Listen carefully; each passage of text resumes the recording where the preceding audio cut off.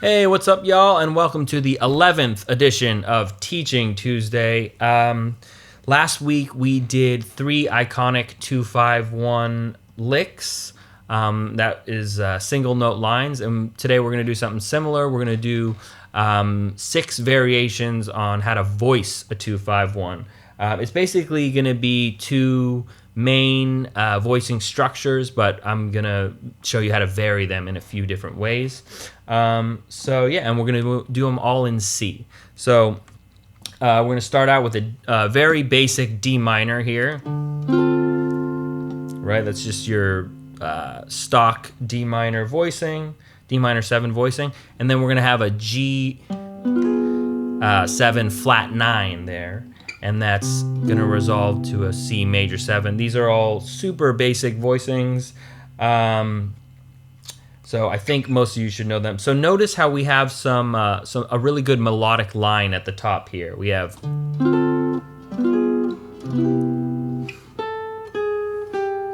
And I think I've said this to you guys before, but I think a flat 9 is a great alteration to have on a 5 chord that's going to a 1 chord. So in a 2-5-1 in like kind of the bebop style, we almost always want to alter the 5 chord in some kind of way. And I think the easiest way and the smoothest way to do that is with a flat 9, especially with this kind of pattern that I'm talking about here, which is going like from the 5th of the 2 chord to the flat 9 of the 5 chord to the 5th of the 1 chord. And we have that.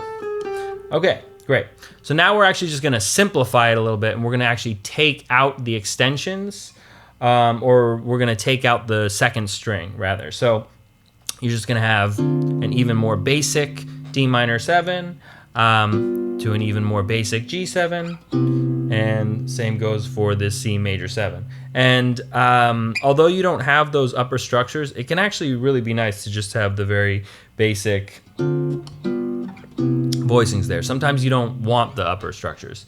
So that's, there's that one. Okay, and then here's the third one. We are gonna start out with a D minor 11 with a G in the top note here, and then we're going to do a tritone substitution. That's going to be a D flat 7 sharp 11. So we're going to keep that G the whole time in the melody, and we're just going to land on our stock C major 7. So we keep that G the whole time. Gives us a nice common tone. You always kind of want to be thinking of how your voices within the chord are moving, and especially how your top melodic line is moving. So all of these have, in my opinion, great voice leading in terms of the inner voices and especially the top line. So okay, now we're gonna switch to our other format here, which is we're gonna do the like a 5th string version of a 2-5. So we're gonna start out with our very basic D minor 9 here. Right, this is actually a great voicing. I really like this one, even though it's very common. And then we're gonna do a G13. So we're keeping that E at the top, and then we're gonna do a C major 9. So we have, that's our top note, right? Okay, now we're just gonna change 1 chord, that's the 5 chord, and we are going to just alter 1 note. So we're gonna do a D minor 9 again, and then we're just gonna do a G7 flat 13 instead of a natural 13, and then same 1 chord. So you have this really nice voice leading or melodic line going on.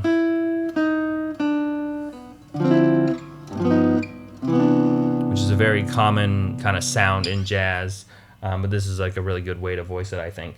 Okay, and then for our third version, like similarly to what we did over here, we are going to take out the kind of upper structures, take out the extensions, and we're going to have just even more basic voicing. So we're going to take out the second string again. So here we have, this is actually like a less commonly used voicing, but it's super simple and super easy to play. It's just the D minor 9 without the 9, so it's just D minor 7.